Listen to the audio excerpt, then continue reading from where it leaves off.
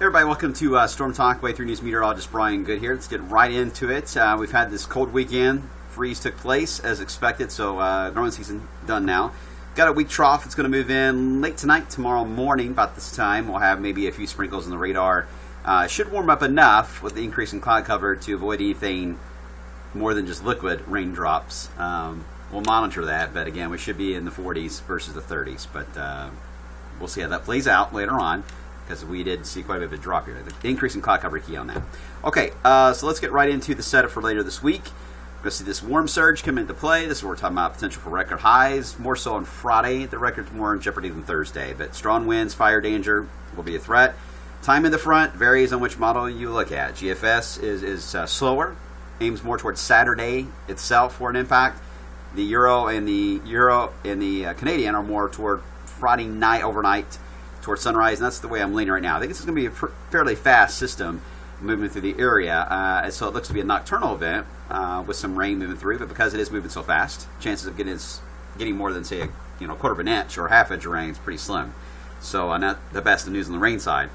Now, we'll get on the colder side of that, which I'll talk about here in just a second behind it.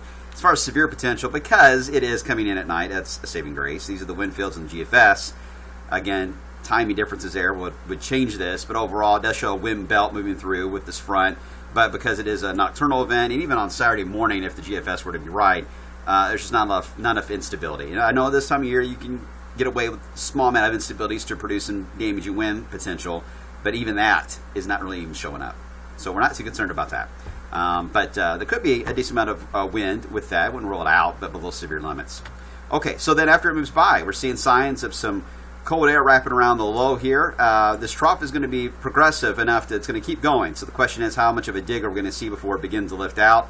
Still looks like to be a Great Lakes to Northeast event. When it comes to potential for maybe some sleet and some snow flurries, snow showers in some areas in the Ohio Valley and the higher elevations heading through the Appalachians.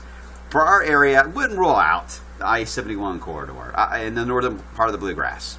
I'd certainly see enough data. And in fact, look at the Euro. This is the 700 moisture level. It's a good way to look at this. It's about 700 millibars for those of you that are big model buffs.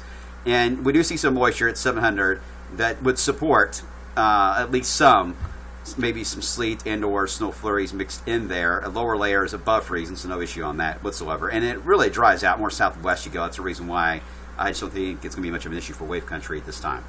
All right, but it is going to be chilly. 40s. I mean, we may hit our high. We will likely hit our high early in the day, Saturday, as the front's moving in. Then I think we'll see falling temperatures throughout the day Saturday with some clouds and chilly. If you live in, say, Grayson County, you may get some sunshine, but the rest of us probably will likely be stuck in the clouds as well. Then we end into Thanksgiving week. Still some problems here. We've been talking about the idea that something likely to develop. We see a wave, or a signal, as we'll show you in a second, moving through at this time. Euro is more of a southern idea of this, with a warm front scenario moving in Tuesday, the busiest travel day of the year for Wednesday, and then maybe some impact on Thanksgiving. The other models that we'll say, even the Canadian, leaning more toward a northern, weaker system passing through. We'll see how it looks tomorrow. I'm not going to really decide much either way on this. At this point, we'll go with a rain chance for the busiest travel day. Going to go with maybe some rain possible for Thanksgiving in the 50s, and then that signal there, the 26 to 27, see, it's fairly dynamic. In other words, 60s to 40s kind of a deal, and we are seeing this in the signal analysis that came out in October for this period.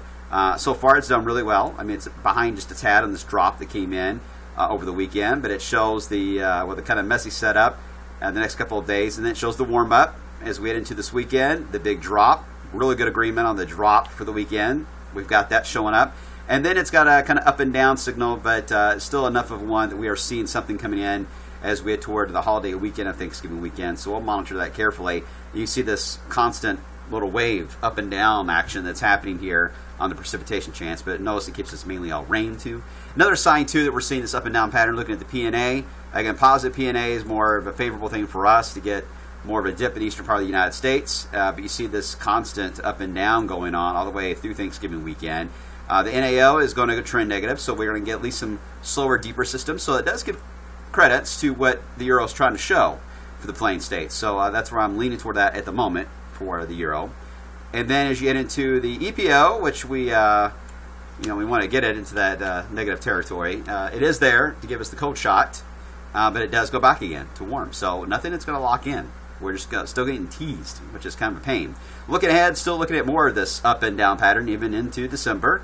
Again, your black line is your average temperatures. These are forecast highs based on the signal analysis, and you see this the constant up and down motion. And still, though, for Christmas week, between Christmas and New Year, still seeing that signal that's strong as we head toward Christmas week.